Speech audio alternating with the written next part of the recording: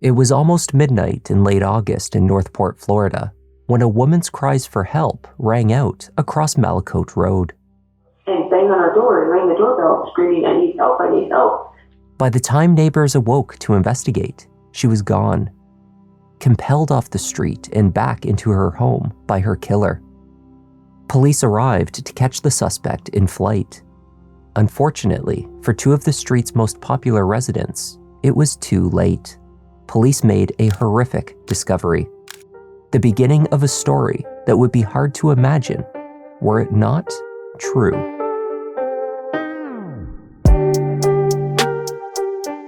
Hi there, I'm Kevin, and welcome to Just Thought Lounge.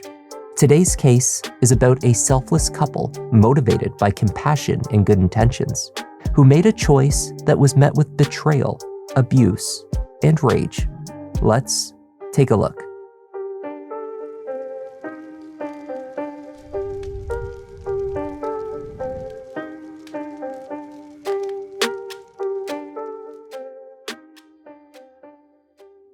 Northport is a growing city on Florida's Gulf Coast, known for its natural springs, freshwater canals, and proximity to beaches. Just before midnight on August 31st, 2023, Northport resident Jonna Walton awoke to noises at her front door. First, she heard the doorbell ring, followed by banging and a woman's voice calling out for help. After waking her husband and checking on the safety of her children, Jonna placed a call to 911. 911 is the location of the emergency. I was upstairs in bed and my daughter was sleeping downstairs and someone screamed and banged on our door and rang the doorbell, screaming, "I need help, I need help." It took me a second to register what was going on. Jonna had initially opened the door and found the person was gone. While on the line with emergency dispatch, she decided to check again. This time, she spotted what appeared to be blood at the threshold and trailing along the driveway, leading out to the street. Did anyone in your home see her? No. Well, heard her. But everything's pretty vacant around here. The house across the street is empty. The house next door is empty. Okay. There's only like 2 other houses on the street. Okay. Did you only hear one voice, or did you hear more than one? Only one. Oh, there's a whole bunch of blood outside. We need an ambulance now. Oh, shit. Okay, I need you to lock the door and stay in the It's locked. It's locked. It's locked. It's locked. Okay. The Waltons, safe in their garage, watched as police cruisers began to fill the street. Officer Tyler Rogakis of the Northport Police Department was amongst the first to arrive on scene. As he pulled his cruiser onto Malicoat Road, he observed a younger-looking man dressed in a light tank top and red shorts getting into a small black car. Though it was dark, the officer could see that the man was covered in blood. Rogakis identified himself as an officer and gave clear instructions to stop, which were ignored. The car pulled away, and a chase through the streets of Northport ensued. Northport police first pursued the black Chevy Sonic through the residential streets. Over the next 30 minutes, the driver made his way onto the I-75 and across county lines. At least 3 officers, including Rogakis, were in tow as the vehicle first sped down and then up the highway, at one point crossing over to drive against oncoming traffic. Police continued in pursuit, though on the correct side of the road. As they did so, information from the scene on Malicoat Road was reaching them. 2 doors down from the Waltons, inside the house where the fleeing suspect had been parked, police entered to find the homeowners, Robbie and Jennifer Tower, dead in a bloody scene. Each had sustained an undetermined number of stab wounds. Absent from the home was the couple's 22-year-old son, Dimma Tower. Jonna told police it was his black Chevy that had raced from the scene upon their arrival. Sarasota County Sheriff's deputies eventually stopped the car by deploying a spike strip onto the roadway. His tires flattened, dashcam footage captured Dimma exiting the car and running from the roadside. He hopped a fence which led into a warehousing property. Behind was a series of alligator-infested canals. Officers recalled hearing the animals in the water as they approached. They believed Dimma swam into the canals in order to elude them. His efforts paid off, at least for a time. The chase was called off for the night. Search efforts to locate Robbie and Jennifer Towers' bloodied son resumed again the next morning, in the light of day. The Towers married on the 21st of October, 2000. Jennifer was a paralegal turned realtor and business owner. She was a devout Christian and Sunday school teacher. Both she and her husband were animal lovers. They held a special place in their hearts for Rottweilers. Robbie Tower was known for his infectious laugh. He had a quirky sense of humor, which was often displayed when he wore silly socks, t-shirts, or funny shorts. The couple were extremely popular in their neighborhood. Robbie had even earned the affectionate title of Mayor of Malicoat Road, where he started community block parties to bring people together. Robbie and Jennifer were both deeply religious. Their faith led them to take on regular missionary work in Eastern Europe and elsewhere. Unable to conceive, they made other plans to expand their family. Following a visit to an orphanage in Ukraine, the Towers made the decision to adopt. Though the process was long, stressful, and extremely expensive, Robbie and Jennifer were elated when they were finally able to welcome home their adopted son. At the age of 14, the Towers adopted Dimma. Dimma Tower was born in the Luhansk region of what is currently Russian-occupied Ukraine, located in the far east of the country. In his early years, Dimma suffered an alcoholic father who eventually abandoned both him and his mother. When Dimma was around the age of 6, his biological mother passed away. He was passed around to other family members' homes in the following months, staying for a short time with an older brother, then later an uncle. By the time he encountered the 2 Americans that would become his parents, Dimma had been in the Ukrainian foster system for several years. He lived first in the Luhansk orphanage, which was later relocated further west as the Russian invasion pushed further into the region. American family members described the institution where Dimma was living as a prison for children. They reported horrendous conditions and that Dimma would show signs of physical abuse. When the Towers became parents, family members recalled Jennifer's pure joy and Robbie's open pride at his son's every small success. They embraced their new role as parents. The transition for Dimma was challenging, of course. Already in his early teens, he did not speak English when he first arrived in Northport.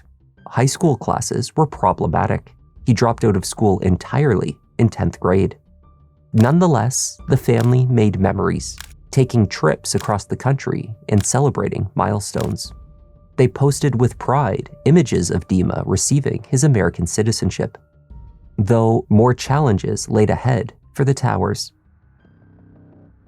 Arguments with Dimma became more frequent. He moved out of the house to live with other family members and independently for a time. A police response for a domestic incident was reported in 2020 at the house on Malicoat, though no charges were ever filed. Family referred to the period before the murders as one of escalating violence. By the time of Robbie and Jennifer's murder, Dimma had been living back at the house for roughly 8 months. He was working. His parents had purchased him a small black Chevy Sonic, the same one that sped through the streets after fleeing the scene of their brutal murder.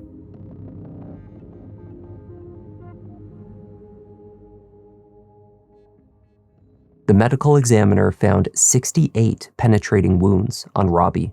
They were located on his neck, chest, arms, and elsewhere on his upper body. The same was true for Jennifer. She sustained 79 stab wounds, mostly to her neck. An analysis of the crime scene, which stretched from the bedroom, out of the house down the street to the Waltons, and then back to the Towers' living room, would reveal the extent of an incomprehensibly savage attack. Authorities had every reason to believe that it had been committed by their own son, the young man they had adopted from dire conditions and welcomed into their loving family. On the morning of September 1st, Kay Rosas, a Shell gas station employee in Nokomis, watched as a disheveled, extremely muddied young man entered the store and selected an iced tea from the wall of fridges. Kay was immediately suspicious. It was far too early in the day to see landscape workers or other laborers entering the station covered in mud. She grew even more concerned when she took the man's cash and saw that the mud on his hands was mixed with red stains.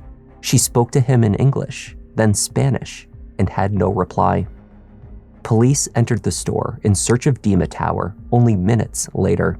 Cameras capturing the back parking lot of the same building showed Dimma walking calmly in one direction, then back towards the exit of the building. Officers, alerted to his presence in the area by Kay and others who noticed him out of place, promptly made the arrest.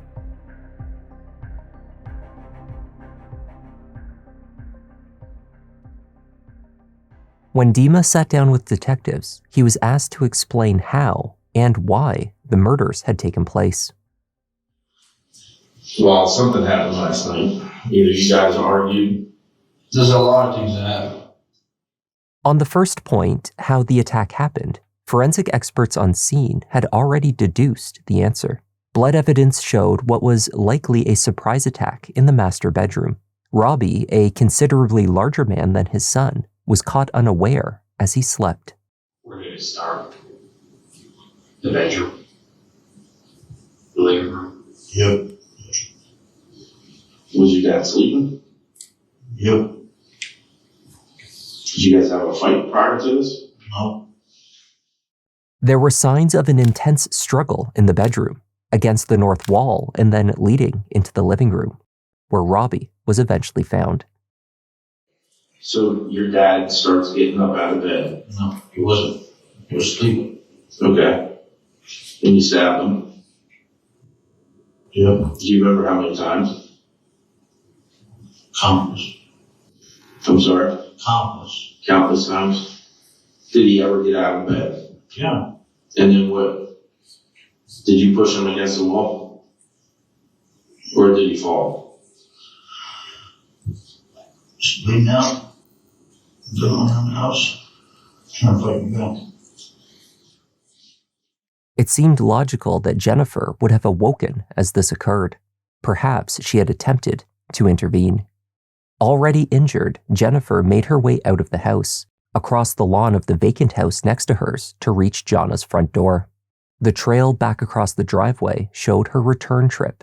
She would be found back in the living room next to her husband. Detectives believed her son must have pursued her to the neighbor's door and forced her back at knife point. What happened when she ran out? Did she go out the front door? Yep. Did you close the door behind her, or did you? I told her to get back inside. And she kept going? No, she went back inside. At one point, did she go to the neighbors? Yeah, that's when she ran out.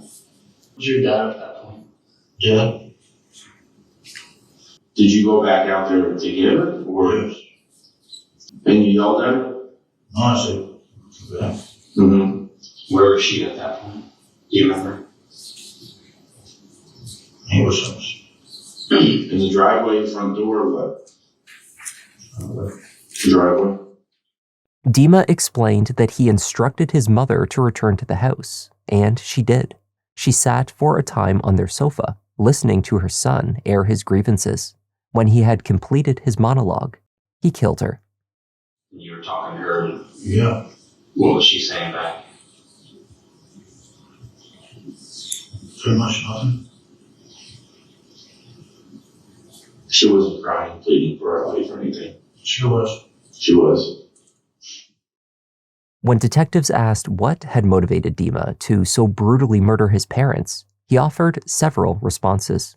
Mostly, he insisted that the answer was too complicated, that they would not understand, or that he did not have time to explain it all to them.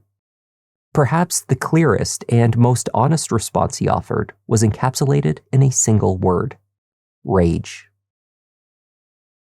Help me understand what happened. Rage. Rage has to come from somewhere, so Yeah. there has to be some reason. It's a lot of rage to keep bottled up. Right? Did your parents push you into the rage?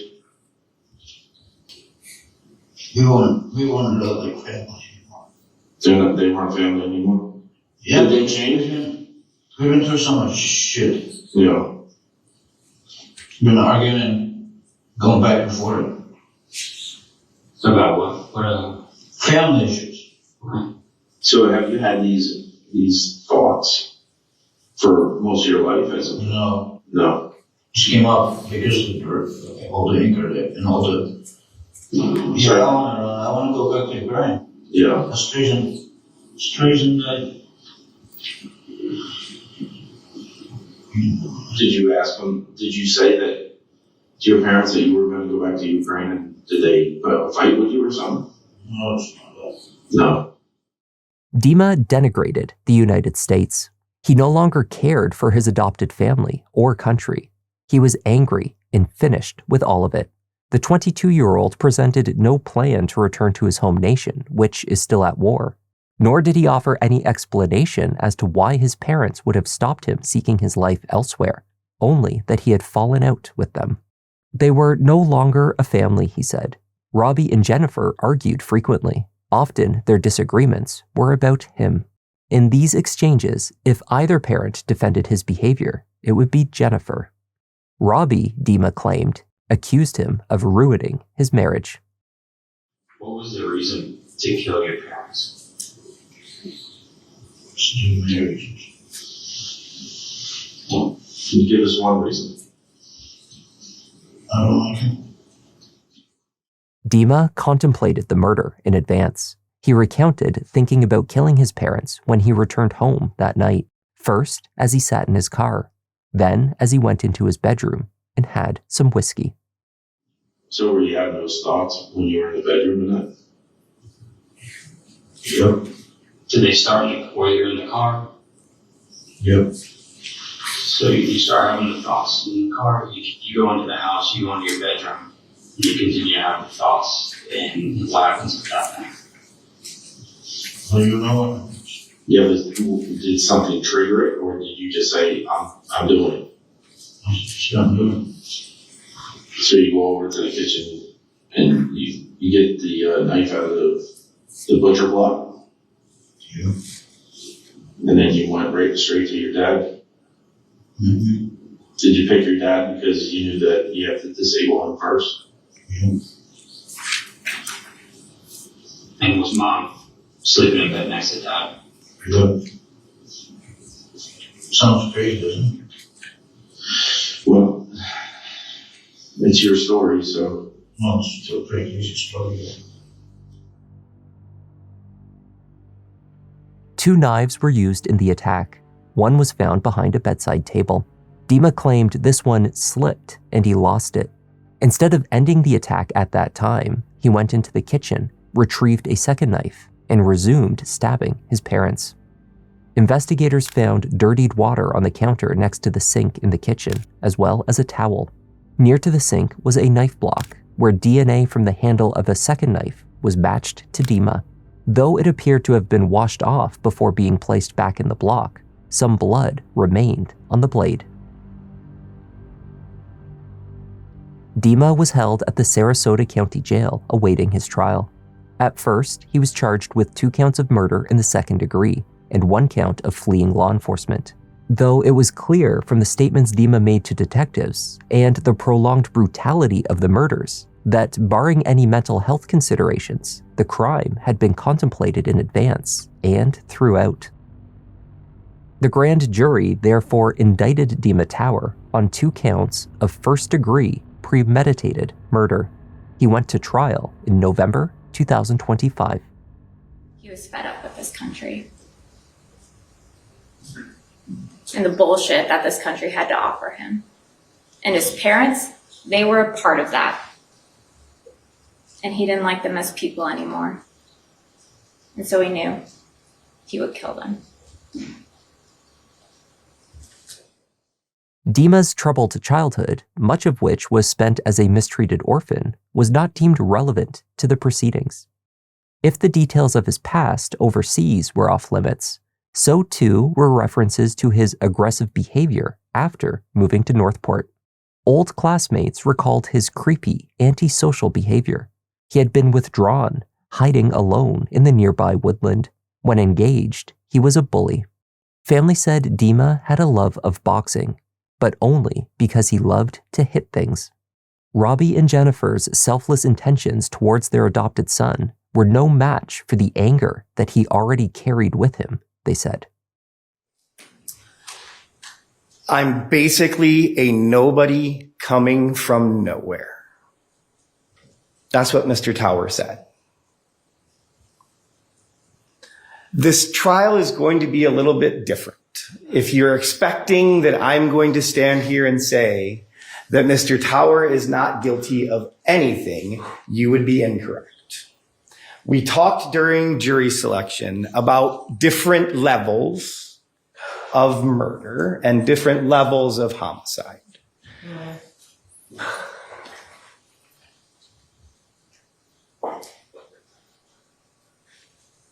Let's continue for a moment. Let's see if we can continue. Sure. Go ahead, Mr. Gilman. The trial was characterized by emotional outbursts, the tone set by a defendant that did not wish to receive instruction. Dimma Tower did, however, decide to take the stand to offer testimony in his defense. He pushed back on the questions given to him, even by his own attorney. He complained to the judge that he was unable to speak about the topics that he felt were important. Mostly, he kept his head down and breathed heavily into the microphone, visibly frustrated. Maybe I can give a little bit of my personal background or something. Mr. Tower, the way it's going to work the same with all witnesses. You need to listen to the question and then answer only the question that's been asked of you, okay? Well, it's important that... It may be important, but you need to follow the rules in a courtroom, okay? Please ask your next question. Sure.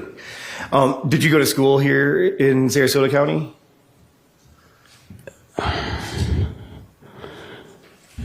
The questions that you're asking me are very complicated, and cannot be simply answered, but I'm forced to simply answer the questions, which cannot, for no right reason, can be answered simply. These are not simple questions. Do you need a moment, Mr. Tower? Remember the jurors, let's take a break. So leave your notepads face down, writing the numbers on top. Please don't discuss anything related to your jury. Everybody stand, jurors exiting. It was unlikely that Dimma's testimony spurred empathy from the jury. He made assertions that he was intoxicated when he confessed to detectives, and temporarily insane while he committed the crime. His formal defense aimed to convince jurors only that the murders were an act of passion, manslaughter, and not murder.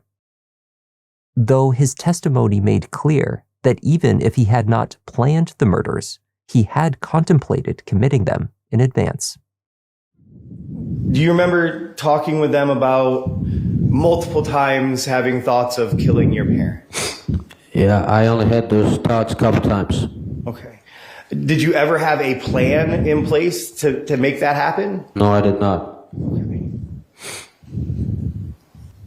So you said you didn't think about killing your parents. I did not plan on it. Mr. Tower. It was not premeditated. Mr. Tower, what were you thinking about between the time you took that sharp knife, walked into your parents' bedroom, and started to stab your father in the dark? I wasn't thinking anything. You weren't thinking anything. What is there to think? When you were sitting out in your car before you went into the house on the night of August 31st,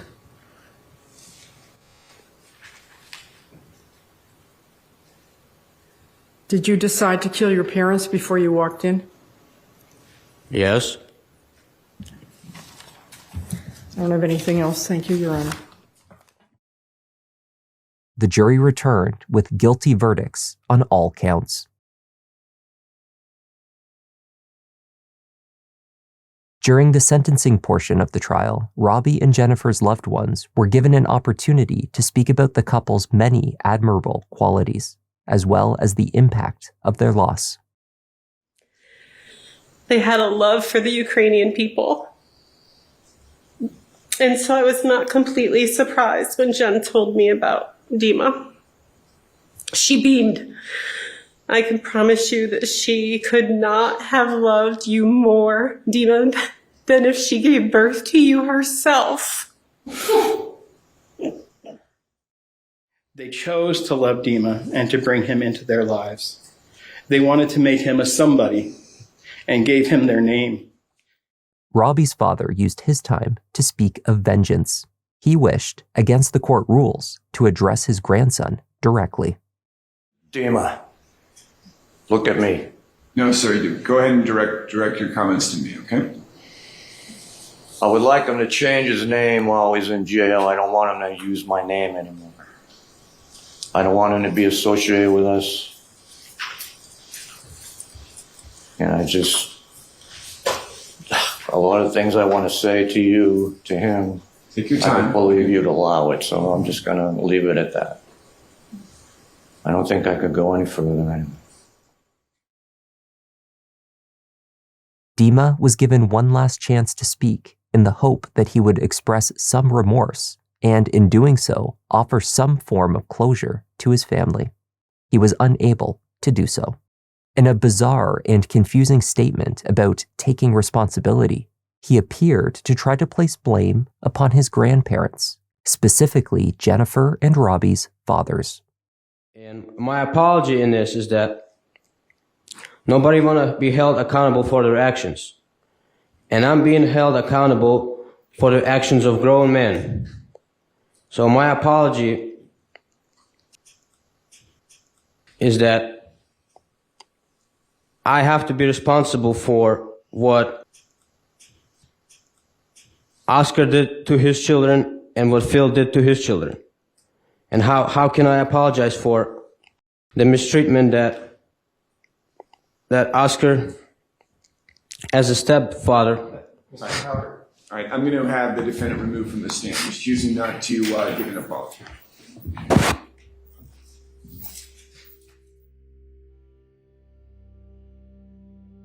The judge imposed 2 life sentences without parole to be served consecutively. Another 5 years was added for fleeing police. Don't know what else to say. You seem to be an evil spirit, an evil person. Evil spirit because you're talking foolish. Who doesn't seem to have any... I'm full of remorse. I'm not showing it. Jennifer and Robbie Tower are remembered for their selfless nature, their warmth and compassion, and how they went above and beyond offering help to others who needed it. The couple spent their vacation time and resources traveling to Russia and Ukraine on mission trips with an aim to help others. They were said to hold a great love of Ukraine and its people.